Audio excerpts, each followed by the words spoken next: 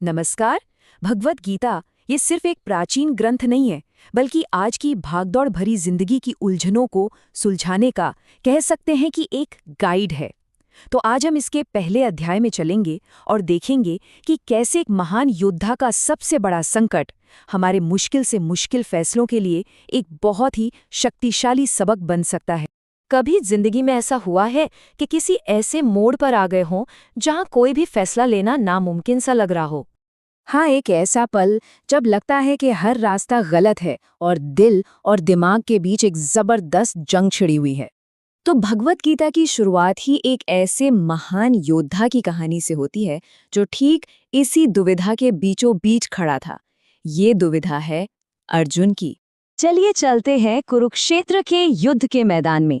यहाँ दो सेनाएं आमने सामने खड़ी हैं, पर जानते हैं ये कोई आम दुश्मन नहीं है, ये सब रिश्तेदार हैं। और एक तरफ है पांडव योद्धा अर्जुन, जिनके सारथी हैं खुद भगवान कृष्ण। और यहीं से कहानी बहुत ही अहम मोड़ लेती है। अर्जुन, जिन्हें हम एक महान योद्धा के रूप में जानते हैं, वो युद्ध के मैदान पर ही भावनात्मक और नैतिक रूप से टूटने वाले हैं। जरा सोचिए, अपने ही रिश्तेदारों को, अपने गुरुओं और दोस्तों को दुश्मन के रूप में सामने देखकर अर्जुन का दिल कांप उठता है। वो कृष्ण से कहते हैं, मैं अपनों को मारकर विजय और राज्य नहीं चाहता। ये शब्द उनकी गहरी निराशा को दिखाते हैं। असल में अर्जुन का मन उस वक्त चार भावनाओं के जाल में फंस गया था। पहला, अपने लोगों के लिए गहरा मोह। दूसरा, युद्ध के भयानक नतीजों का भय। तीसरा, अपनों पर करुणा या कह लीजिए दया। और चौथा, सही और गलत के बीच का भ्रम। यही चार भावनाएं थीं जो उन्हें एकदम शक्तिहीन बना रही थीं। और बस इन्हीं भावनाओं के बोझ तले दबकर वो महान योद्धा अर्जुन अपना गांडीव धनुष नीचे रख देते हैं। ये सिर्फ एक हथियार का सरेंडर नहीं था, ये उनकी हिम्मत और उनकी इच्छा शक्ति का सरेंडर था। पर कमाल की बात यह है कि जहां अर्जुन की हिम्मत जवाब दे जाती है, ठीक वहीं से भगवत गीता का असल ज्ञान शुरू होता है।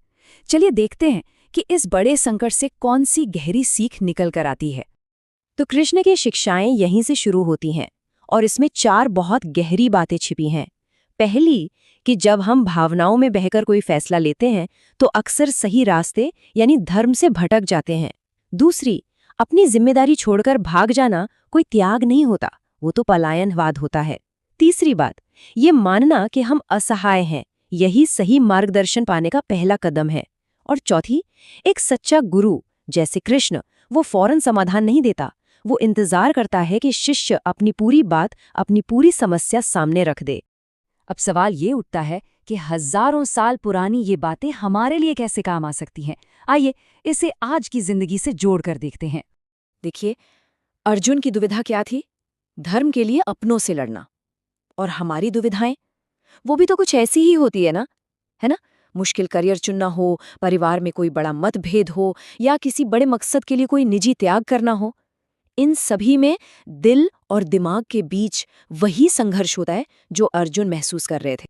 तो फिर हमारे लिए यहाँ क्या सबक है? चलिए कुछ जरूरी बातें समझते हैं। पहली बात, संकट जिंदगी का एक स्वाभाविक हिस्सा है, उससे घबराना नहीं है। दूसरी, मोह या डर के चलते अपनी जिम्मेदारियों से मुंह नहीं मोड़ना चाहिए, जैसा अर्जुन करना चाह रहे थे। तीसरी, सही रास्ता तभी मिलता है जब हम विनम्रता से मदद मांगते हैं। और सबसे जरूरी बात, जिंदगी की सबसे बड़ी चुनौतियां हमें तोड़ने के लिए नहीं, बल्कि हमें और मजबूत बनाने के लिए आती हैं। और आखिर में चलिए दर्द और संकट को देखने का अपना नजरिया ही बदल देते हैं। क्या हो अगर ये कोई रुकावट न हो, बल्कि गहरे आत्मज्ञान का एक दरवाजा हो। गीता के इस पहले अध्याय का नाम जानते हैं क्या है? अर्जुन विषाद योग। अब ये विषाद योग का मतलब क्या है? इसका मतलब निराशा का दुख बिल्कुल नहीं है, बल्कि इसका मतलब है निराशा का अनुशासन। यानी यह हमें सिखाता है कि हमारे सबसे मुश्किल पल भी एक तरह का आध्यात्मिक अभ्यास बन सकते हैं, जो हमें ज्ञान की ओर ले जाते हैं। तो एक बात हमेशा याद रखनी चाहिए, हमारे संघर्ष हमें तोड़ने के लिए नहीं होते, वो हमें जगाने के लिए होते हैं। देखिए, जब अर्जुन टूटते हैं तभी तो गीता का महान ज्ञान शुरू होता है। तो आज का ये विश्लेषण एक सवाल पर खत्म करते हैं। एक सवाल जो हर किसी को खुद से पूछना चाहिए। आपकी जिंदगी का सबसे बड़ा संघर्ष आपको क्या सिखाने की कोशिश कर रहा है? इस पर सोचिएगा जरूर।